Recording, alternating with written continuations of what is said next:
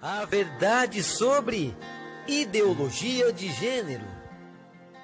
Pessoal, tudo bem com vocês? Bom, pediram para mim fazer um vídeo sobre a ideologia de gênero. É um assunto que está sendo bem debatido, é um assunto que está sendo bem falado aí no YouTube, em palestras, Facebook, redes sociais, né? E assim vai. Bom, mas a gente às vezes fica preso nos fenômenos, pensando que essa ideologia surge assim do nada, surge assim espontaneamente. Olha, vamos implantar isso nas escolas, tal. Não é assim. Antes de tudo, eu queria falar o que é ideologia de gênero no modo simples, né, para o vídeo não ficar muito longo. A ideologia de gênero, ele quer colocar nas escolas, introduzir na mente dos seus filhos, né, que seus filhos nascem sem sexo, que eles nascem neutro. Não nasce nem menino e nem menina. É isso que é a tal ideologia de gênero. Ele quer implantar isso nas escolas, essa ideologia, para ensinar para os seus filhos essas coisas absurdas. Bom, mas quando você vai estudar sobre os fundamentos da ideologia de gênero, como que ela surgiu, é através de vários estudos. Bom, e você vai ver que tem uma mente diabólica por trás de tudo isso. Porque querem acabar com a família. Uma mulher foi entrevistada lá nos Estados Unidos, ela disse assim, uma mulher bem influente, ela disse assim: devemos acabar com essa ideia que os pais têm autoridade dos filhos, que os filhos são dos pais, os filhos são do Estado. Isso que ela disse. Por que acabar com a família? Por quê? Qual é o sentido disso? Bom, vamos lá atrás. Existia um homem chamado Karl Marx. Karl Marx, ele acreditava que a propriedade privada era originadora da desigualdade. Sendo assim, resumidamente, ele acreditava que a família era originadora da propriedade privada. E nos seus livros, ele diz que temos que acabar com a família tradicional. Bom, ele acreditava também que a revolução que ele tanto almejava ia acontecer naturalmente, com o aumento dos proletariados, aumentaria os proletariados e assim se revoltava e assim aconteceria o comunismo. Mas ele acreditava que ia surgir naturalmente. Karl Marx morreu, surgiu pessoas tentando fazer revolução, como Lenin. Lenin, ele ali tentou fazer o comunismo na União Soviética, mas ele deu um golpe de Estado, não como Karl Marx queria, que ia ser naturalmente, né? Ele deu um golpe de Estado, através da política, da economia ali, ele fez uma espécie de revolução. Depois Stalin, ele também deu um golpe de Estado, sabemos que foi um grande rio de sangue ali, e ali não conseguiu fazer a ditadura do proletariado que Karl Marx almejava. Sendo assim, surgiu pessoas dentro do movimento comunista, mulheres do movimento comunista, pensando assim: olha, a revolução que Marx queria não vai ser nem pela guerrilha e nem a força. A revolução de Marx tem que ser pela revolução sexual. Bom, aí surge Kate Millett. Ela escreve um livro. O livro ali só ficou no manifesto, aquele livro. O livro chama Política Sexual. Esse livro ficou só no manifesto, mas depois surgiu a Shulamit Firestone. Ela escreve um livro que chama Dialética do Sexo. E esse livro passa do manifesto para a ideologia. E olha as coisas absurdas que estão escritas nesse livro.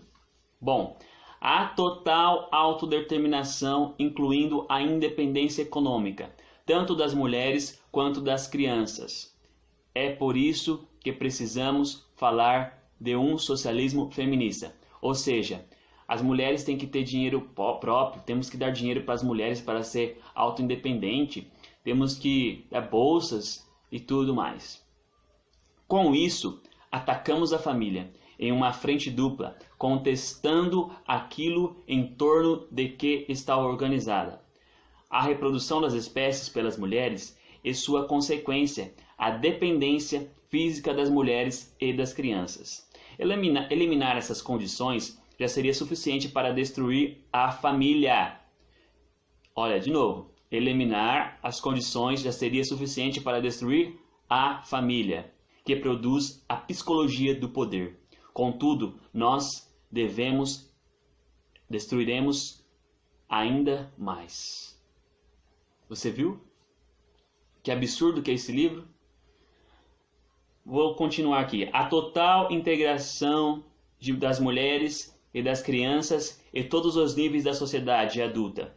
Por exemplo, a escola alimentar deve ser destruída. Quando ela fala de destruir a escola alimentar, não quer dizer que ela vai tá falando para pegar uma marreta e destruir a escola. Não.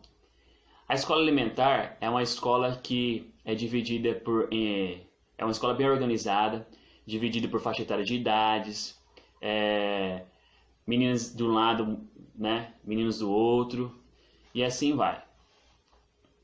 Então ela falou que tinha que destruir, tinha que misturar tudo, tinha que todo mundo viver ali misturado, né? E assim que era destruir a escola alimentar. E hoje, você olha para as escolas, como que as escolas estão? Tudo misturado, tudo uma bagunça, os professores não têm autoridade mais nas salas de aula. Vocês estão vendo onde quero chegar? Bom, e se as distinções culturais entre homens e mulheres e entre adultos e crianças forem destruídas, nós não precisaremos mais da repreensão sexual que mantém essas diferenças, sendo pela primeira vez possível a liberdade sexual natural.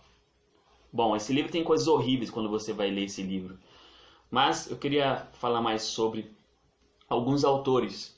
Depois vem um sociólogo, diz que eles têm que mexer nas estruturas ali, falar para as mulheres que a ideia de maternidade é uma maldição, que a maternidade é uma maldição. Esse cara chama Kingsley Davis, é um sociólogo. Depois vem outro, surge que fala que tem que mexer na subestrutura da sociedade, ou seja, nas religiões, na família. Vamos fazer uma espécie de comunismo na religião, na sociedade e tal, vamos infiltrar.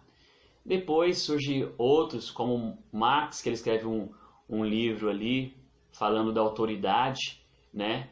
Eles falam da autoridade dos pais, que a sociedade tem, o Estado que tem que ter autoridade, né?